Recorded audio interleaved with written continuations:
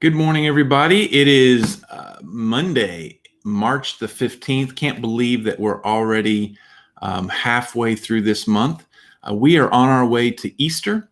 April 4th will be Easter services. We have two services this Easter, 9 a.m. and a 10:30.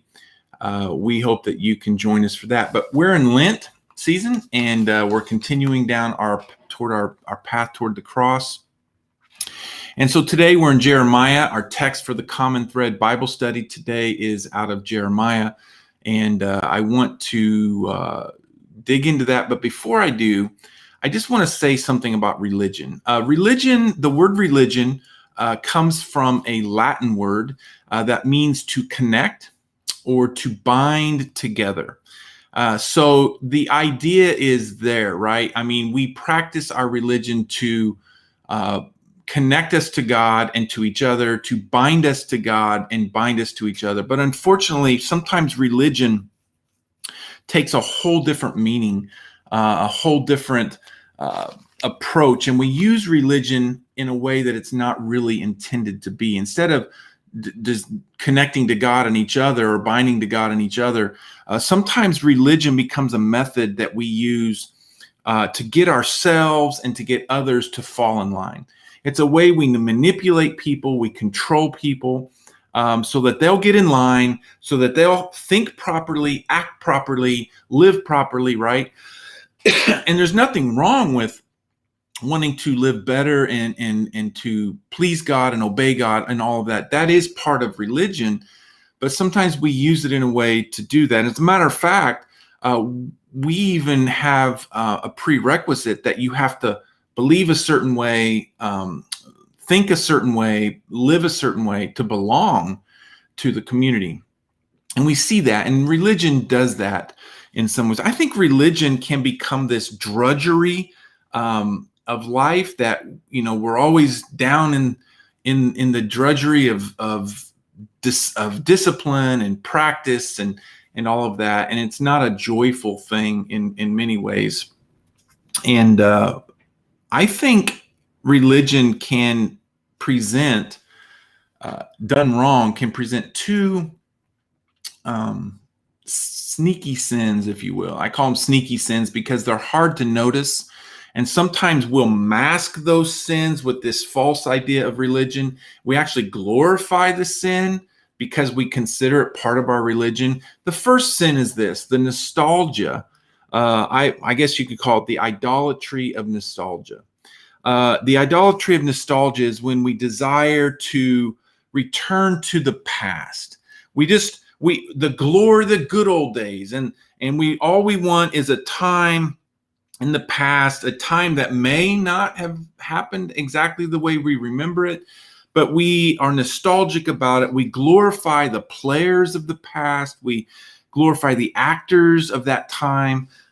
We even glorify those moments and those experiences, and we live in the past, and it becomes kind of this nostalgic thing. And then the second sin is this idea of sin, the sin of being stuck in the present.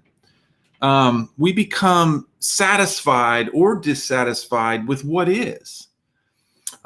We want things to remain exactly the way they are, right?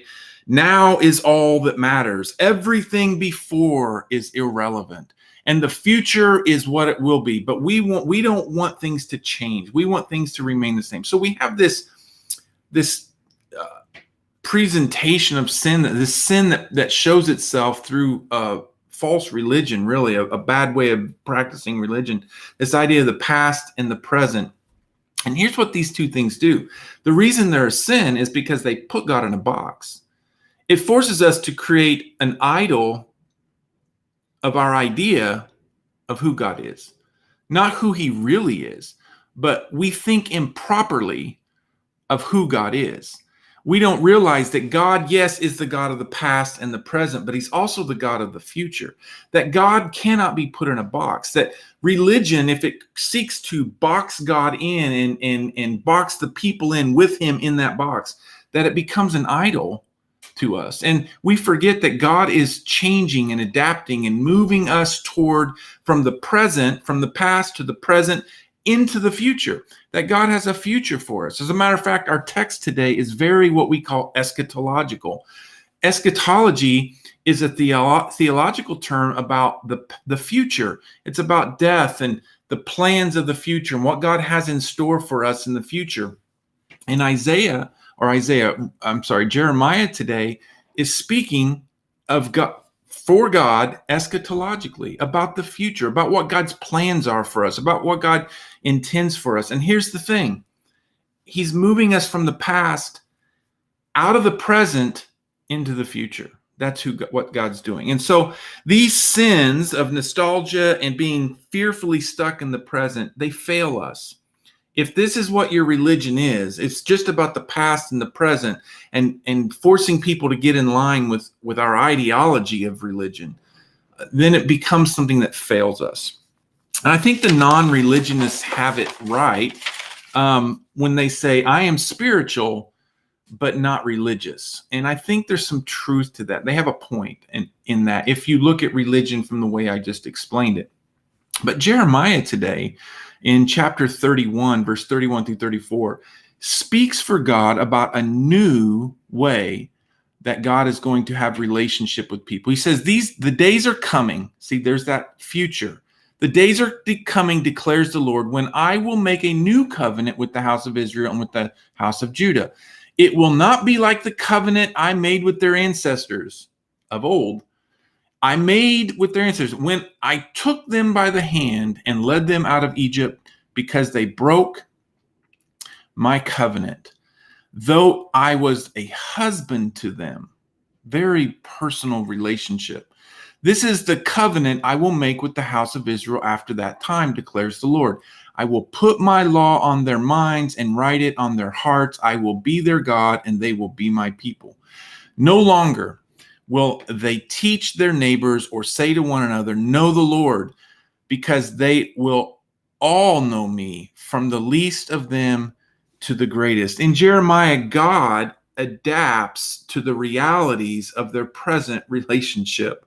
He sees the people in exile. He's had it with their betrayal, their failing, their falling short.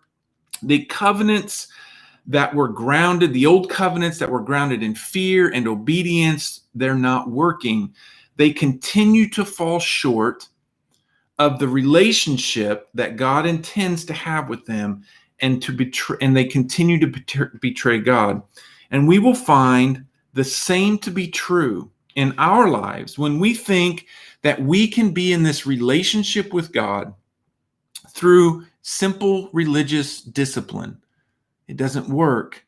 You'll find that you can do it for a period of time, but you will not have the heart that God requires. Faith, my faith, your faith, our relationship to God, with God, are not about getting ourselves or others to fall in line with a proper way of thinking or a proper way of living. That's not what we should be about. It's not about getting ourselves to fall in line with the proper way to do things in the church. Faith, what faith is, what this community of faith is, what our covenant with God is really all about, is not falling in line, but falling in love. And in order to do that, God has to do something in us. He has to, not just an outward practice of religion, but God has to actually write something on our hearts and on our minds. He needs to, if you will, from old covenant, circumcise our hearts and write his law on our hearts, not so that we just simply keep the law religiously, but that we love God in a way that we desire to obey him. That is what God really desires from us. Not religion, but love. Not just getting in line, falling in line with a right way of thinking and doing, but to fall in love with the God who loves us like a husband, who loves us enough to send his son to die to make this possible. So as we fall in love and fall in love with Jesus, we are falling in love with God, and God continues to write his law on our hearts and on our minds. I hope this has been helpful for you today. God bless you guys, and we will